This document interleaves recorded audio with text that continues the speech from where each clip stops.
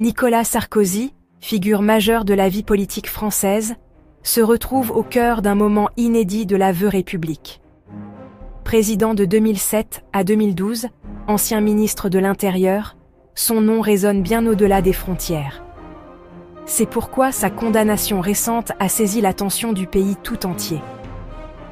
Voir un ancien chef de l'État condamné à de la prison ferme, la France ne l'avait encore jamais vécu. Car la présidence incarne autorité et symbole national. Et l'idée qu'un ex-président soit incarcéré bouscule les repères collectifs. L'histoire ne commence pas hier. Plus d'une décennie d'investigations ont précédé le verdict. Une procédure complexe, des pièces venues de France et de l'étranger pour reconstituer des faits aussi sensibles que politiques.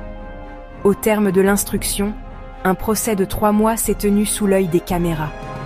La défense a plaidé l'innocence avec vigueur face à une accusation déterminée. Témoignages, écoutes, dossiers.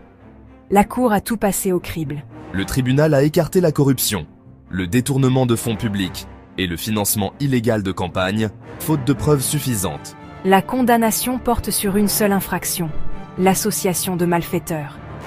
Les juges estiment qu'il a participé à un groupement visant à préparer un délit. Ils retiennent qu'il a laissé agir des proches pour obtenir des soutiens financiers illégaux. Pour la présidente, c'est un crime contre la nation, contre l'État, contre la République. La peine, 5 ans d'emprisonnement, assorti d'un mandat de dépôt à exécution provisoire. Concrètement, l'appel ne suspend pas la détention, l'incarcération est ordonnée. Claude Guéant est également reconnu coupable, tout comme Brice Hortefeux pour leur rôle dans le dispositif. Les juges décrivent un système destiné à financer la campagne de 2007, sans enrichissement personnel prouvé. Un arrêt fleuve de plus de 400 pages grave un précédent historique dans le marbre judiciaire. À la sortie, Nicolas Sarkozy se dit innocent, dénonce une injustice et promet de se battre. Il affirme « Je ferai face, la tête haute, et accepte l'idée d'aller en prison si nécessaire ». Ses avocats ont déjà fait appel et parlent d'une erreur judiciaire lourde. Dans son camp, respect et soutien s'expriment, certains questionnant l'exécution provisoire. À gauche, d'autres saluent la décision ou ironisent sur ses déclarations passées. L'exécutif, lui, garde le silence, au nom de la séparation des pouvoirs. Dans la rue, la fracture est nette. Pour les uns, c'est la preuve que nul n'est au-dessus des lois. Pour d'autres, une procédure politisée. 2 lectures, une même décision historique qui creuse les lignes de fracture. Prochaine étape. Convocation du parquet le 13 octobre pour fixer la date d'incarcération. La santé est évoquée pour des raisons de sécurité, parmi d'autres options possibles. La loi prévoit une incarcération au plus tard, dans les 4 mois suivant la convocation. En parallèle, l'appel ouvre un nouveau procès devant 3 autres juges. Dès l'incarcération, la défense peut demander une remise en liberté.